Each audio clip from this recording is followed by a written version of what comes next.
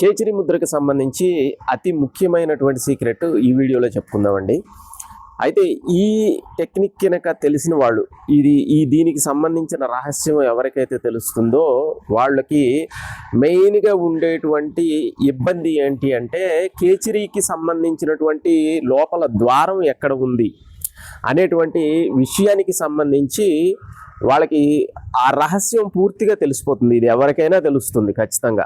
చాలామంది ఎక్కడ పెట్టాలి, అసలు ఆ రంధ్రం ఎక్కడుంది, ఎలా వెళ్ళాలి అనేటువంటి విషయం గురించి చాలా ఫోన్ కాల్స్, చాలామంది దాని గురించి మనం డిస్క్రైబ్ చేసి బోర్డ్స్ మీద చెప్పి ఇవన్నీ చాలా చేసాం. ఇది ఒక్కసారి కరెక్ట్గా అర్థం చేసుకుంటే ఈ టెక్నిక్ ఏంటి అనేది ఎలాగా అనేది ఒకసారి అర్థం చేసుకుంటే మీకు చాలా ఈజీ అవుతుంది. ముఖ్యంగా మనకి యోగ సాధనలో హఠయోగానికి సంబంధించినటువంటి సాధనలో మనకి జలనేతి, సూత్రనేతి ఈ రెండు కూడా నేర్పుతారు జనరల్గా. ఇదేంటంటే మనకి క్లీనింగ్ చేసేటువంటి ప్రాసెస్ అన్నమాట. అంటే జలనేతి అంటే కొమ్ము చెంబు ఒకటి ఉంటుంది, దాన్ని ఈ ముక్కులో నుంచి నీళ్లు పోసి ఈ ముక్కు ద్వారా నీళ్లు బయటకు వచ్చేటట్టుగా చేస్తారు. తర్వాత సూత్రనేతి ఏంటంటే ముక్కులో మనకి పాత రోజుల్లో అయితే కనుక ఒక క్లాత్తో చేసేవాళ్ళు సూత్రనేతి. ఇప్పుడు ఏంటంటే కొంచెం రబ్బర్ మనకి ట్యూబుల్ లాంటివి వస్తున్నాయి సన్నటి, వాటితో ఏంటంటే ముక్కు రంధ్రం లోపలికి పోనిచ్చి అంగిలి లోపల నుంచి బయటికి తీస్తారు దాన్ని.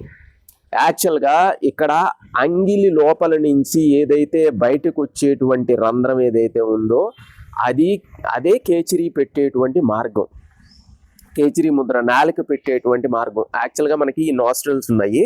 ఈ నాస్ట్రిల్స్ లోపల నుంచి గాలి కొండ నాలుక వెనకాల నుంచి మనకి లోపలికి వస్తుంది. మనం ఇక్కడ ఆ దారి, ఎందుకంటే చాలామంది కన్ఫ్యూజ్ అయ్యేటప్పుడు ఏంటంటే లోపలికి వెళ్ళిన తర్వాత ఆ నాలుక అక్కడ దాకా వెళుతుంది, కానీ అక్కడి నుంచి దారి అర్థం కాదు. ఏంటంటే అది కంప్లీట్గా ఇలా క్లోజ్ అయిపోయి ఉండబట్టి ఇది ఓపెన్ అవ్వటానికి చాలా కష్టపడుతుంటారు. కాబట్టి ఇంకొకటి ఏంటంటే మెయిన్ విషయం ఏంటంటే అది అక్కడ ఆ ప్లేస్ ఉంది, ఆ ప్లేస్లో పెట్టాలి అనేది కూడా ఒక పెద్ద కన్ఫ్యూజన్.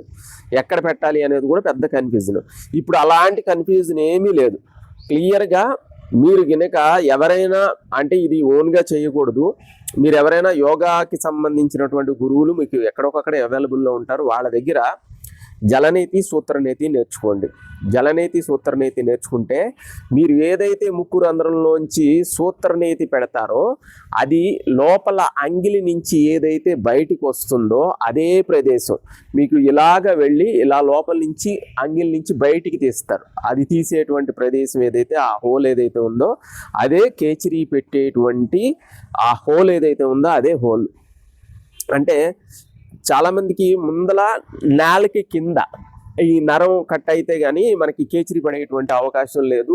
నాలుకకి సంబంధించిన ఎక్సర్సైజులు ఇవన్నీ కూడా మనం జనరల్గా క్రియాయోగలో చెప్తాం. కానీ మీరు నాలుక అక్కడ దాకా వెళ్తారు, చాలా కష్టపడతారు, చాలా ప్రయత్నం చేస్తారు, అక్కడ దాకా వెళ్తారు. ఎందుకంటే మన దగ్గర చాలామంది నిన్న మొన్న ఫోన్లు చేసిన వాళ్ళు ఎంత తపన పడతారంటే దీనికోసం చాలా కష్టపడతారు, చాలా శ్రమ పడతారు. కానీ అదొక్కటి ఇది మీకు అక్కడ దాకా వెళ్ళిన తర్వాత ఎక్కడికి వెళ్ళాలో తెలవకపోక అలాగ 3 సంవత్సరాల కేచరి పడక ఆగిపోయిన వాళ్ళు ఉన్నారు, చాలా నెలల నుంచి ఆగిపోయిన వాళ్ళు కూడా ఉన్నారు. కాబట్టి ఇది కరెక్ట్గా మీరు అర్థం చేసుకొని ఈ సూత్రనేతి కనుక చేయగలిగితే మీకు ఆ హోల్ ఏంటి అనేది క్లియర్గా ఐడెంటిఫై చేసేయగలరు. ఒకటి.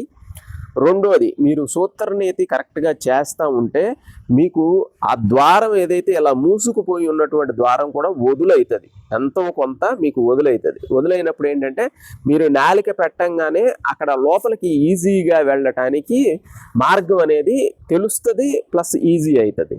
కాబట్టి ఈ కేచరి ముద్ర పెట్టేటువంటి మార్గం ఏదైతే ఉందో అది చాలా క్లియర్గా ఉంటుంది. ఇంకా మీకు దానికి సంబంధించిన డౌట్స్ మనం బోర్డు మీద ఎక్స్ప్లెయిన్ చేయటాలు ఏం అవసరం లేదు.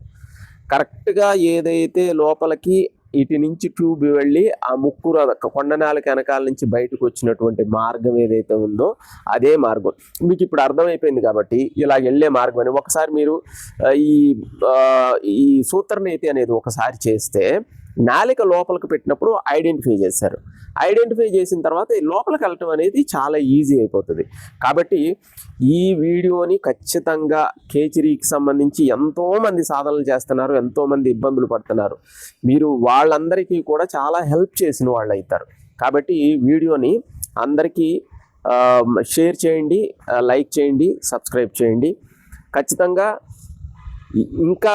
ఇంకా కేచరీకి సంబంధించిన బెనిఫిట్స్ గురించి అడుగుతున్నారు. ఆల్రెడీ మనం చాలా చెప్పాం, కానీ నెక్స్ట్ వీడియోలో వచ్చేటువంటి బెనిఫిట్స్ మటుకు ఇంకా అల్టిమేట్. ఎందుకంటే మనకి ఉన్నటువంటి చక్రాలన్నింటినీ, అసలు ఇంద్రియ దమనం ఎలా జరుగుతుంది, చక్రాస్ యాక్టివేషన్ ఎలా జరుగుతుంది అనేది చాలా పిన్ పాయింటెడ్గా దాంట్లో చెప్తాం. కాబట్టి ఖచ్చితంగా నెక్స్ట్ వీడియోస్ కూడా మిస్ అవ్వకుండా చూడండి.